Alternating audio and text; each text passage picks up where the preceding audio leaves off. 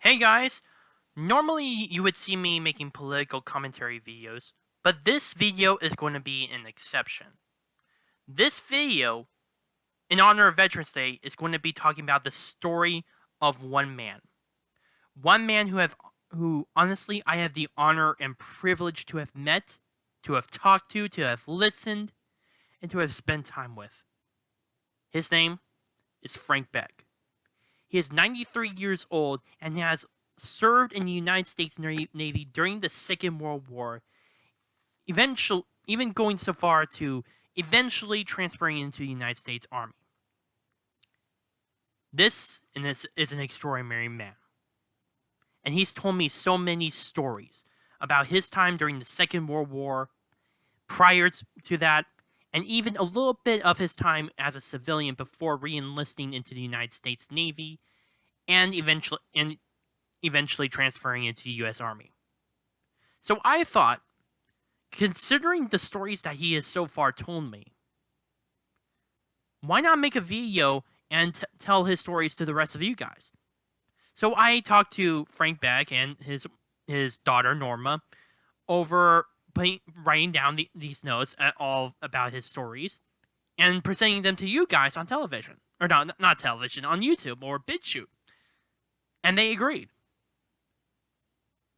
And that is why I'm making this video. Because his stories are just amazing. Extraordinary is honestly an understatement when I talk to Frank Beck. And I hope that as I'm making this video, I would be doing justice in telling these stories to you guys. I hope that as if Frank Beck or Norma is watching this, that I am doing these stories justice, that I am doing them justice. Because these stories must be told. And before I get into this video, which I don't know how long that I'm going to be making this video, I intend to tell all his stories. Please be sure to thank every veteran and active duty service member in the U.S. military. They have been through a lot. And without them, we wouldn't have our freedoms and liberties we do today. Whether it's on Veterans Day or not, thank them. And to any service member who's either already served or is serving, thank you. Frank Beck was born on July 6, 1927. He was the youngest of his family, of 7 children. And he had to grow up during the time of the Great Depression. Now, going into history, the beginning of the Depression, as many historical scholars many historical scholars actually put the start of the Depression, was with the Wall Street crash of 1929, which ended in November 13th, 1929, due to, of course, massive selling of stock and whatnot, which plunged the entire U.S. economy into crisis and eventually spread globally. He had to deal with the massive fallout and had to live under the days of the Great Depression. And during this time, there was a little bit of conflict within his family. As a result, because again, he's the youngest of 7 children, and there are a lot of things that he hasn't told me specifically about his private life before entering the Navy. So I'm just gonna keep it there with except for the stories that he told me specifically. But it was pretty hard for him and his family to just deal with that overall situation. But he did try to do his best. When he was pretty young, he actually went around working for neighbors. A lot of times doing active chores or mowing the lawn. He actually lived out in the countryside, which means that he had to walk a few miles every time in order to see neighbors and to do again their chores for them. Most specifically, mowing their lawns, and he was paid 50 cents. He actually told me himself that he was considered a well-paid man for his part. I know that a lot of people would say that 50 cents is not that much change, but in all honesty, this was back in the 30s. So and it was considering that during that time, 50 cents was a major big deal, and I can understand why Frank thinks that he was definitely a well-paid worker during that time. And at the same time, while he was doing this, he was establishing his own independence, if that's the best way I can describe it. Because when he was around the age of 5 or 6, his father said, "I will give you a gun. However, you must bring me back some game. Anything for us to eat." And that's what he did. At around the age of 5 and 6, when I heard that, I honestly couldn't believe it, to be in all honesty. But that's what happened. His father brought out his gun, which was a 32-inch, 12-gauge single shot, and he said, "You bring us back any game, you can keep this gun." So that's what he did, and the gun was actually pretty tall for Frank. It was about this high, and it was hard for him to hold considering his small size. In fact, he couldn't be able to put the rifle butt on his shoulder. In fact, he had to hold it under his shoulder, so that way he can aim it. But when he was out in the forest, he managed to find a squirrel. It hopped from one tree to another, and he saw that was going to be the game. That was what he was going to shoot. That is what he's going to bring back to his family. So he took aim, waited for his opportunity, and again, he was a young man during this time, 5 or 6, and like I mentioned before, the rifle butt was under his shoulder, so he couldn't really aim. So that means he was like this, as he was trying to aim at the squirrel. And then as the squirrel hopped from one tree to another, he pulled the trigger and in midair shot the squirrel, landing at his feet. He was so proud at that moment that he was pretty excited. He managed to this was the first time he managed to kill a squirrel and went hunting, and he brought something back to his family, contributing to them. And he ran through the house with the squirrel. And that's when his father decided to give him the gun at that very point. But like I said before, he and his family had a difficult time during the Great Depression. I don't know too many of the specifics in the personal specifics, but I'm just going to leave it there. What he did tell me though was, at the age of 14, he just walked away. At the age of 14 years old, he just walked away from his family, feeling as though he was a burden. the youngest of 7 children, and already his own family was struggling.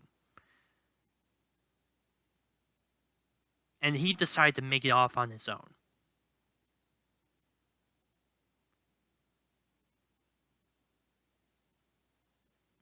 Sorry, it's just when I think of that story, it saddens me that he had to go through this entire ordeal, and this was when he was just 14.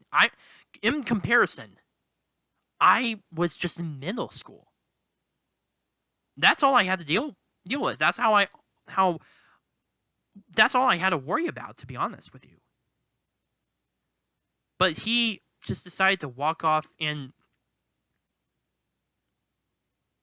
live independently from his family. And this is where he eventually gets to join the United States Navy. He was around 17, and of course, from a lot of people who served in the military or who are serving in the military, you have to be at least 18 years or older in order to join without an adult. At 17, you needed parental consent. So here's what happened. When he was around 17, he decided that he wanted to volunteer. He got this because one of his friends actually told him that he signed up to join the United States Navy. And he said, "Oh, where's the office for that? Where's the recruiting station?" And his friend pointed to where the recruiting station was, and Frank went over there because he actually wanted to be close to his friends. If they were going to be joining the United States Navy, he was going to do the same. And there was also the issue, also the fact that he was patriotic. He was he had to he recalled the events of Pearl Harbor and how that alone made him upset, which further added to how much he wanted to join the United States Navy, on top of his friend joining as well. So, but again, like I said before, since he was 17, it required a parental signature, and this is something that I'm surprised that he actually did in terms of the full story. He managed to get a bum to write a signature for him, to write his father's signature. He paid this guy $5 off of the street and got him into the United States Navy. I never thought that would be possible. But after hearing about him deciding to leave his family and make off on his own, I'm not surprised, and again how he managed to get into the Navy this way. But continuing on with the story. As a result, he managed to be shipped out into the Great Lakes so that way he can train. However, his friend, who I mentioned was trying to enlist in the United States Navy and actually mentioned joining the United States Navy to Frank, he was disqualified because he had poor eyesight. So he unfortunately could not be with his friend during this period. But nonetheless, he still went to go to training into the Great Lakes to prepare himself to go into the Pacific. In training, he was the only volunteer in his unit. Everyone else was a draftee. And he remembered that at night, since they had been separated, many of the draftees were crying. Many of them missed their parents, they missed their home. But Frank never said that he never cried. Because again, he's been on his own at this point for 3 years.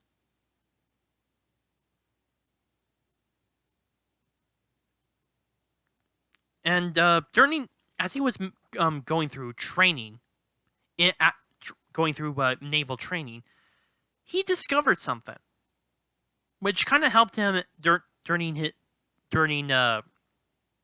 his time in the Pacific. He was partially colorblind, and that allowed him to actually see camouflage. And even when he was actually hunting in his younger days, he always told me he was kind of irritated with his own siblings when they were hunting, of course, that they couldn't see any of the game that they were trying to hunt. He always points them out, but they were like, I can't see them. That is until it was too late, and the birds, squirrels, deer went away. He told me that he was really irritated when that happened. But after training, and this was about 1944 at this point, and he was shipped off to the Pacific. He mainly served in the South Pacific, but the most time that he, specifically during his time in the Pacific, he told me more about his time in Okinawa during the Battle of Okinawa, and he referred to it as the invasion of Japan, which of course because Japan and Iwo Jima were considered legit home island territories of the Empire of Japan. And when he was at Okinawa, he told me that he was part of either the second or the third wave to have been shipped into Okinawa, and he was attached to the National Guard. I'm sorry, I'm just reading off the notes here. Sometimes I can't read my own handwriting. When he was with the Guard, when he was attached to the Guard, they were camping along a hill, and he was put up on night watch. Now during this time, this was a story that he was more kind of irritated with, because as he was put on night watch, a Japanese soldier came out from behind, intending to try to strangle him and kill him. So that way the Japanese soldier would rejoin the units already on the island. However, Frank was with another buddy, and he managed to kill the Japanese soldier. He doesn't recall whether it was his buddy or himself that killed the Japanese soldier. All he knows was that he was dead, and that was the end of it. Now, the reason why this story this event irritated him was that there were night patrols, but there were no guard patrols in the middle of the day. The reason why, to further add on to this irritation, after the United States U.S. forces managed to land during the invasion of Okinawa, of course, the army needed to get constant supplies, munitions, food, water, anything in order to keep the military machine running and continue operations on the island.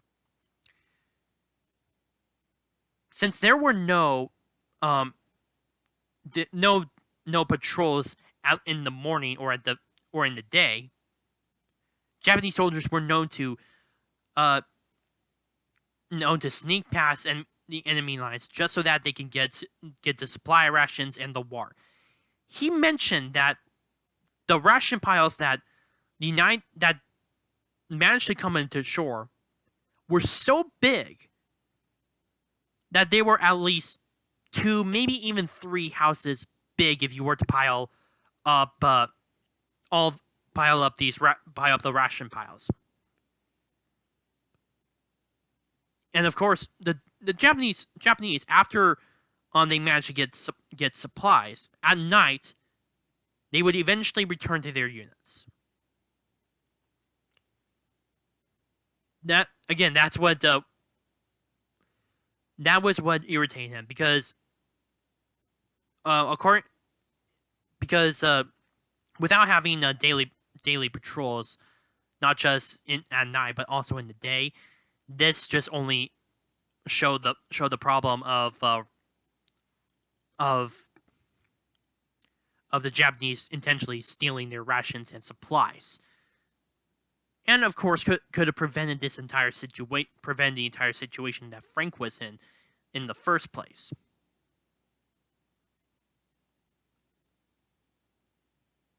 During his time at Okinawa, he was also at Hacksaw Ridge. Now, I'm pretty sure everyone knows about Hacksaw Ridge, especially with Mel Gibson's film Hacksaw Ridge, where Desmond Doss was given the Medal of Honor for saving over 75 men on the cliffs of Okinawa. He was actually there at that point, but at the aftermath. Nonetheless, even though that Hacksaw Ridge was secured, it was still really dangerous. After all, they had the Japanese had built these tunnels, built traps in order to kill as many Americans as possible. Make the Americans bleed for every inch they gain. There were even barracks and medical stations and hospitals established within these caves. Just the fact that the Japanese built these, not just on Iwo Jima but on Okinawa, also really baffles my mind. When it was clear that the Japanese were going to lose this position, they decided to leave many of their men there, many of their wounded, as they retreated.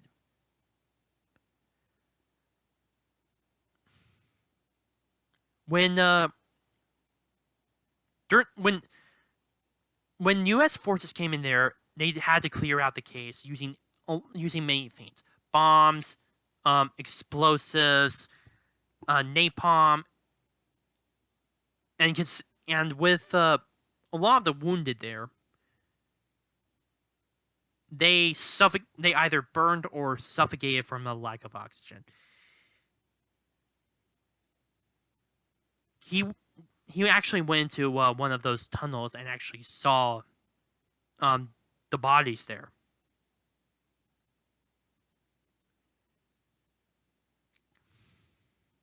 Many of them, in fact, he said that were rotting as a result. Man, during his time in Okinawa, it was just pretty hard. He even got wounded one time on the wrist when a bullet scraped him. But he told me another story, and this is why I believe is the final story specifically about Okinawa. As he was pretty hungry at one point. The sun was coming off him. There was no place to rest. There was no shade. All there was at one point was that he was in the field, and there were many bodies there. Many of them have already rotten. Many of them were Japanese soldiers. But then he saw a bloated dead horse. And he decided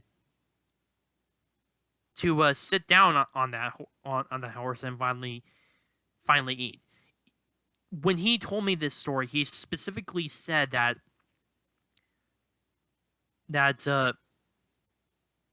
it is surprising how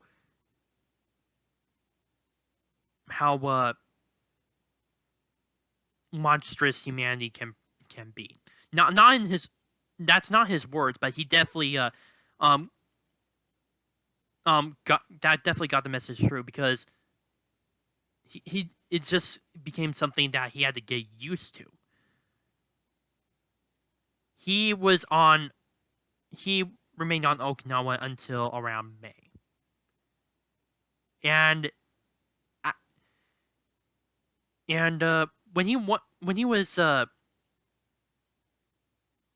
Okinawa, and when he finally left Okinawa, one of the officers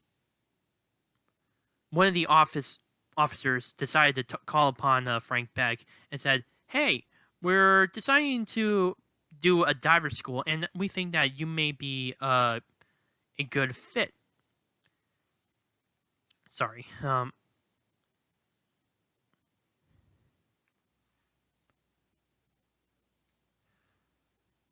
Anyway, sorry. I was just looking something up about Okinawa, just making sure I get my facts straight. Uh, he like I said before, he was on Okinawa till May, and an officer suggested that he would be recruited into diver school, which was established in Pearl Harbor. Now, Okinawa had already ended at that point. In fact, it ended on June 22nd, 1945, and Frank told me that he decided to take up that offer of going into dive school because he was really bored on Okinawa at that point. He even went so far to say to the officer, "Get me the hell off this island." So in the next few days, he was eventually sent back to Pearl Harbor and went into diver school, and he graduated. And considering that the war was over, a new one started. The Cold War. And that's when he got into...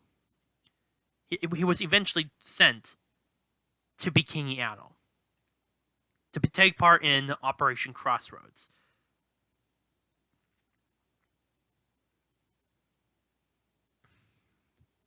Sorry. Oh yeah, here we go. I'm just trying to make sure that I get everything straight. And I'm sorry that this is a long video, but he's told me so many of these stories.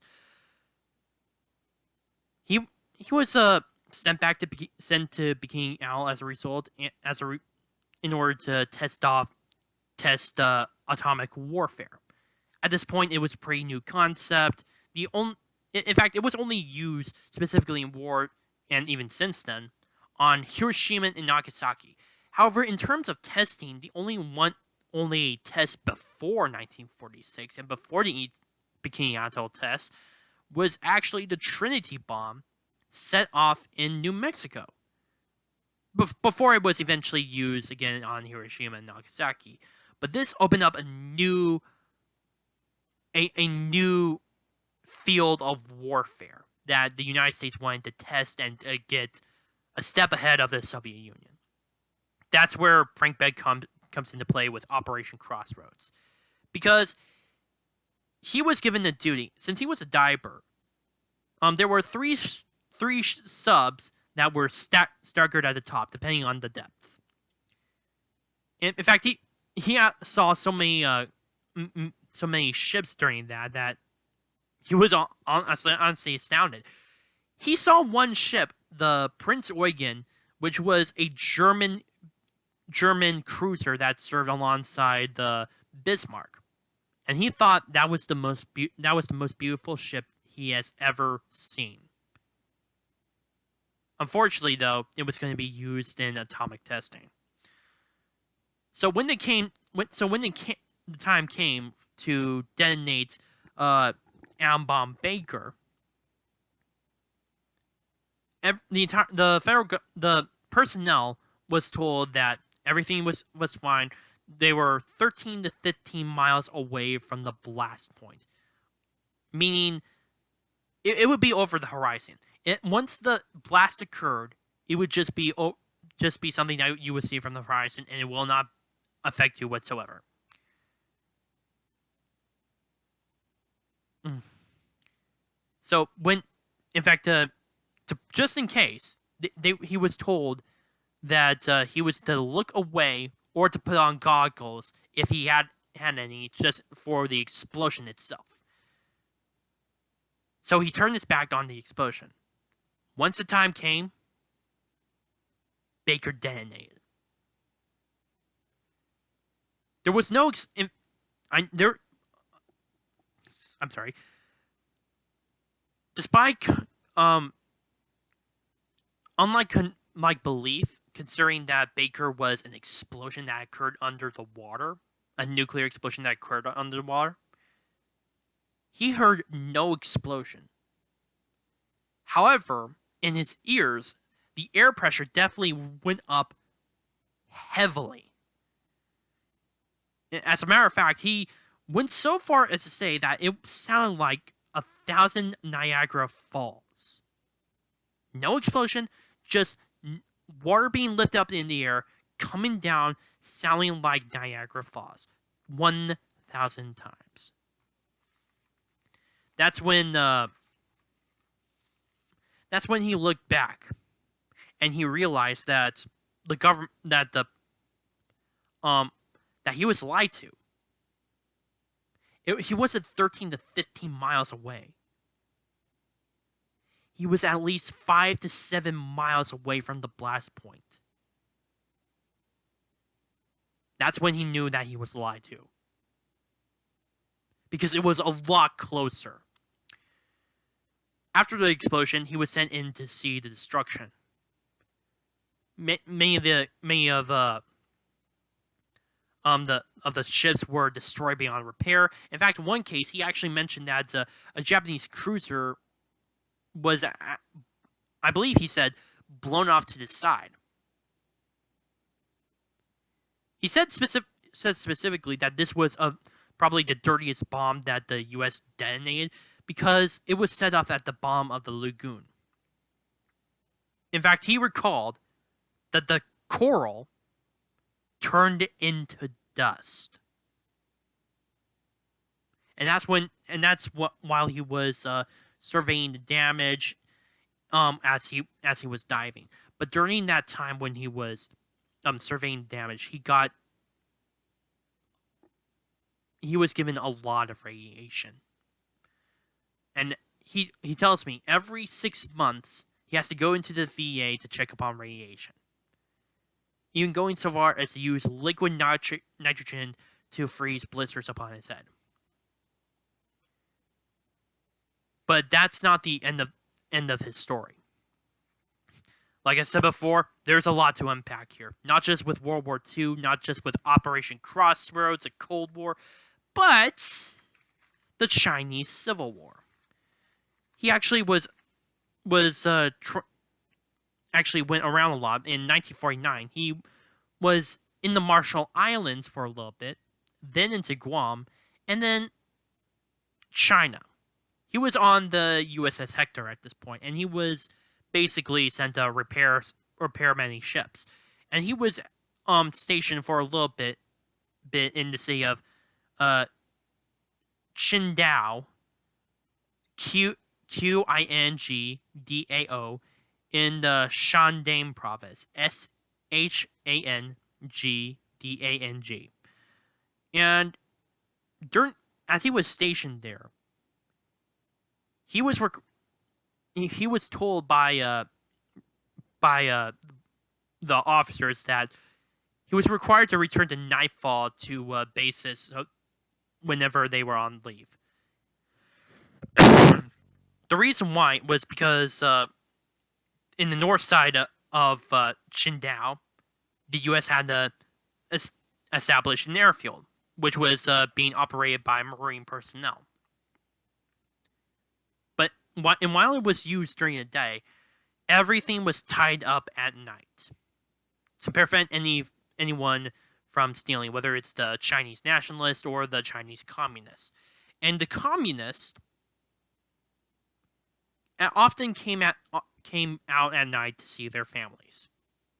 Now, to keep in mind, this was the Chinese Civil War. The communists were the guerrillas, and they tend to fight in the forest or the mountains, while the nationalists mainly held control over the city. So again, they were forced to a lot of time to stay away, and had to just deal with the harsh conditions as a result. Only at nighttime were they were given that reprieve to see their families. And apparently, during his time in Qingdao, there was a red club and a white club, which was in reference to the Russian Civil War. There were a few people who were anti-communists that were living in the city. In fact, there were even a few Soviets there. He was told that he not told. They attempted to try to get him to defect to the Soviet Union. He refused. He always tried to stay away and just try to remain with the United States military. He did not like the Soviets whatsoever.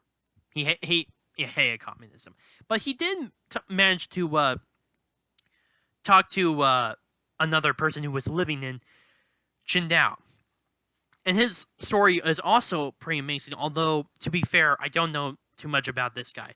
His name was Nicholas Blaskov, and apparently he had served with the White Army during the Russian Civil War and was living in China as a result. He hoped to eventually immigrate to the United States, considering that the Chinese at this point were winning the Civil War. Again, the Chinese Civil War, was coming to a close in 1949. So he hoped to immigrate to the United States. Frank doesn't know what became of him, but he hopes that he hoped that he did manage to make it into the United States. When he was finally out of the United States Navy, after dealing with all of the situation he was put under, leaving his family at 14, joining the military at 17, and of course being part of World War II, Operation Crossroads, and the Chinese Civil War. He he decided to go into civilian life, or he was discharged and gone into civilian life. Specifically, he decided to become a miner, and he was known to take many difficult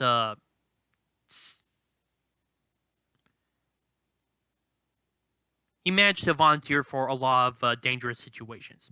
And he told me that this was also the case of him during the United States, when he was in the United States Navy. He had to deal with issues of depression, and honestly, this is what kind of gets me. He decided to take the dangerous jobs as a result, including with mining. He at one point he was drilling the tunnels. The tunnels are called drifts. And as a developmental miner, he was trying to look for a new element called molybdenum, and the Air Force had contracted for a mine, or for the mine that Frank was currently stationed at, and making that element, or trying to retrieve that element to make more planes. It helps to make the aluminum stronger as a result. So, that's what he was looking for, and he was working in pairs along with his other buddy. However, they had it split up. They kind of split up trying to drill in another tunnel while his friend drilled in another. Although they were pretty close still. He drilled, as he said, like mad, but realized something wrong. He couldn't move. And he actually told me that as he was using his jackleg, which was similar to a jackhammer, that the tunnel was slowly filling with dirt from the bomb. Not something like you would see in the movie where there was a tunnel collapse, but just a gradual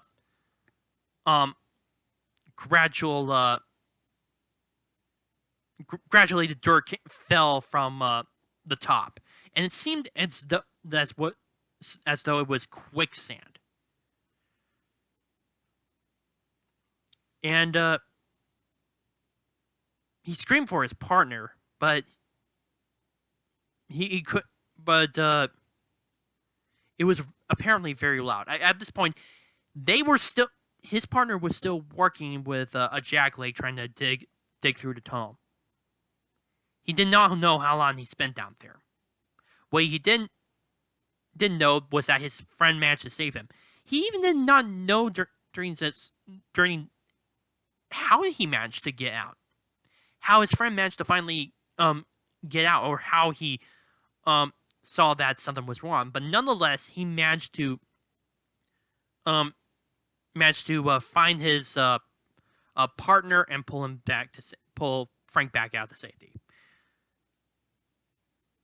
Eventually, he was contacted by another friend in his Navy, and he was told that through telegram that he would be able to get his Navy rank back, be basically in the reserves at this point, and get a job at Botho.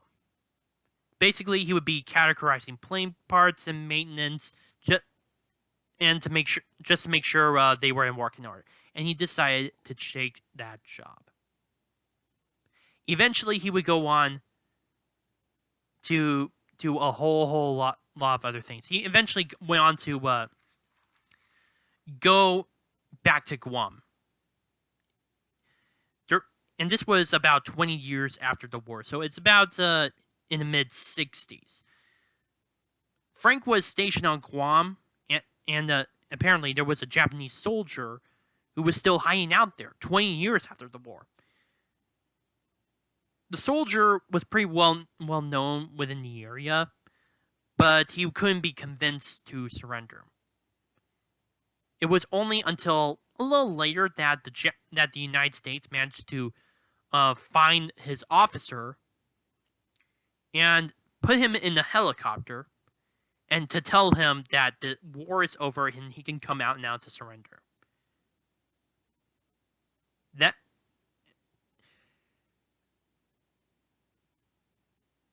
again, the fact that he's been through a lot of this, it kind of baffles me.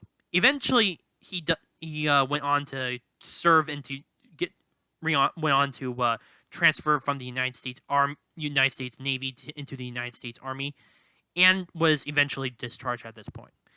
And he went on to do a whole lot of other stuff, from even becoming an inspector in the Department of License.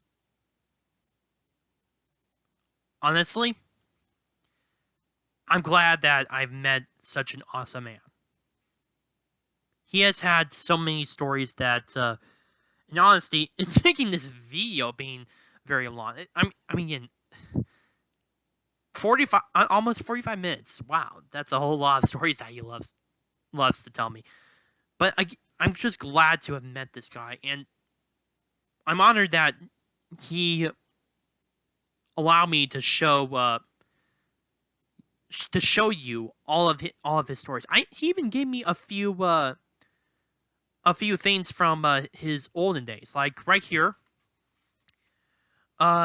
his own miner hat that he used prior to eventually going into the Navy Reserves, and he even gave me this right here, which was a celebratory hat since he was retiring. of during his time as an inspector for the Department of License. And he also, and I love this one. He gave me a World War II veteran's hat, and he gave me so much more than that. So many more artifacts, not just this, but it's it's a real honor to have known Frank Beck. I hope to hear many more of his stories, and if possible, I will be making a part 2. But I'm just glad that I've told you guys this man's story. Not just his life during the Second World War, but just overall his entire life. He is extraordinary. When his generation is known as the greatest generation, Frank Beck 100% is an example why they are the greatest generation. And I'm happy to have known them. I'm happy to have known Frank Beck, and I'm happy to have known any veteran that I come across. I am thankful that I've met any active duty member in the United States military. And I'm glad to share just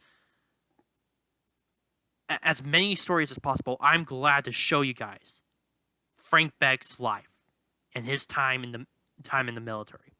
And I really hope that you enjoyed it. Thank you so much for listening to this. My name is Noah Meehan on The Arc Truth, and happy Veterans Day, you guys.